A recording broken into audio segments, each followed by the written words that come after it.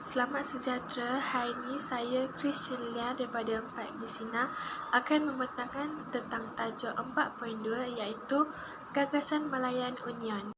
Gagasan Malayan Union diperkenalkan di tanah Melayu bagi menghentikan BNA dengan hasrat agar Malayan Union dapat melicinkan sistem pentadbiran, meningkatkan pelaburan ekonomi, mengukuhkan pertahanan, mengekalkan orang asing sebagai sumber tenaga kerja untuk meningkatkan ekonomi.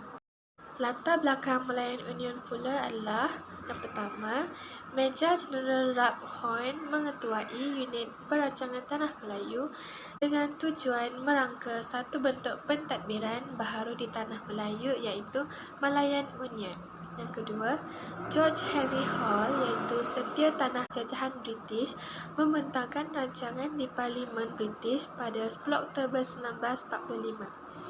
Yang ketiga pula ialah rancangan Malayan Union diisytiharkan dalam Warta Kerajaan yang dikenali sebagai Kertas Putih 6274. Yang terakhir, British akan mengambil alih pemerintahan Tanah Melayu dan menubuhkan sebuah pentadbiran berpusat di bawah jajahan British berdasarkan Kertas Putih. Kronologi pelaksanaan Gagasan Malayan Union di Tanah Melayu. Unit perancangan Tanah Melayu dibentuk di London pada bulan Februari 1943. Rancangan Malayan Union dibentang di Parlimen British. Persatuan Pelajar Melayu Britain menghantar memorandum pada 25 April 1945 dan memorandum ini diminta supaya hak kewarganegaraan di Tanah Melayu tidak mengikuti prinsip jus soli. Tun Cheng Lock dan Persatuan Cina Seberang Laut menghantar memorandum kepada British berkaitan dengan masa depan Tanah Melayu. Rancangan Malayan Union disiarkan dalam Warta Kerajaan dan Malayan Union dilaksanakan di Tanah Melayu pada 1 April 1946. Ciri-ciri perlembagaan Malayan Union. Yang pertama ialah pentadbiran. Raja-Raja Melayu. Sultan menjadi ahli majlis Raja-Raja yang hanya membincangkan soal agama Islam dan adat istiadat Melayu. Kesatuan. Singapura, negeri-negeri Melayu bersekutu, negeri-negeri Melayu tidak bersekutu dan negeri-negeri Selat disatukan menjadi satu pentadbiran. Ketua Pentadbir, Malayan Union diketuai oleh Governor British yang dilantik oleh Raja England, Majlis Eksekutif dan Majlis Perendangan Malayan Kawalan Pesjuraya Tinggi British. Ciri yang kedua ialah kewarganegaraan.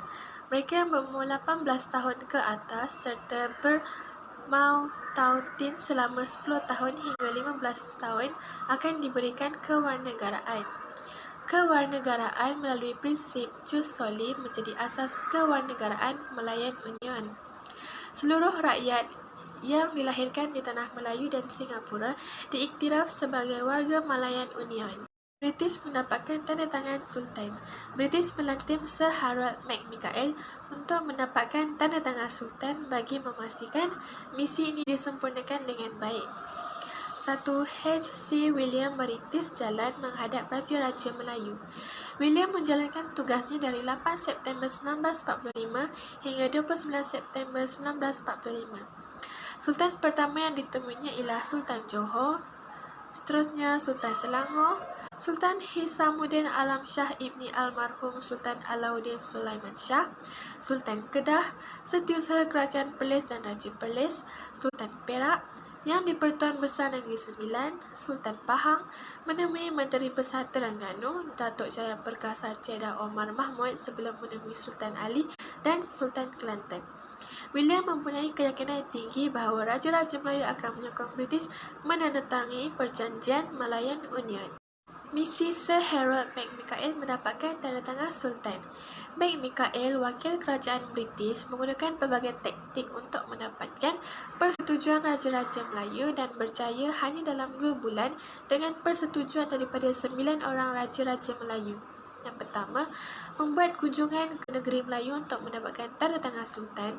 Beliau menghadap Sultan Johor pada 18 Oktober 1945 dan mendapat persetujuan baginda pada 21 Oktober 1945. Yang kedua, beliau menghadap Sultan Hisamuddin Alam Shah Ibni almarhum Sultan Alauddin Sulaiman Shah dan berjaya mendapat tanda tangan pada 24 Oktober 1945. Yang ketiga, menghadap Sultan Abu Bakar Riayatuddin Al-Muazzam Shah Ibni almarhum Sultan Abdullah Al-Mu'tasim Billah Sultan Pahang pada 31 Oktober 1945 dan baginda terpaksa menandatangani persetujuan pada 2 November 1945.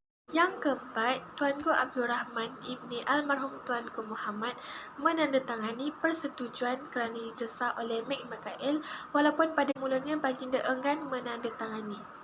Yang kelima, Sultan Perak Sultan Abdul Aziz almarhum Billah Shah Ibni almarhum Raja Muda Musa cuba untuk melengah-lengahkan masa untuk menandatangani persetujuan, tetapi pada akhirnya baginda terpaksa juga menurunkan tanda tangan pada 22 November 1945. Yang keenam pula, pada 29 November 1945, berlaku perdebatan pada pertemuan di antara Meg Mikael dengan Sultan Badishah Ibni almarhum Sultan Abdul Hamid Halim Shah. Walau bagaimanapun, Meg Mikael berjaya juga mendapatkan tanda tangan baginda pada 2 Disember 1945. Yang ketujuh, Raja Perlis Tuanku Syed Putra Jamalulail menurunkan tanda tangan setelah didesak oleh Meg Mikael pada 4 Disember 1945. Yang ke-8, Meg Mikael menghadap Sultan Kelantan Sultan Ibrahim Ibni almarhum Sultan Muhammad yang keempat dengan tujuan mengunggul untuk tidak mengiktiraf Raja-Raja Melayu yang enggan menurunkan tanda tangan. Sultan beralah dan bersetuju untuk menandatangani pada 17 Disember 1945. Yang ke-9, Sultan Terengganu Sultan Ismail Nasiruddin Shah Ibni almarhum Sultan Zainal Abidin pada mulanya enggan menandatangani dokumen tersebut kerana perjanjian itu bertentangan dengan Undang-Undang Tubuh Negeri Terengganu, namun akhirnya baginda menurunkan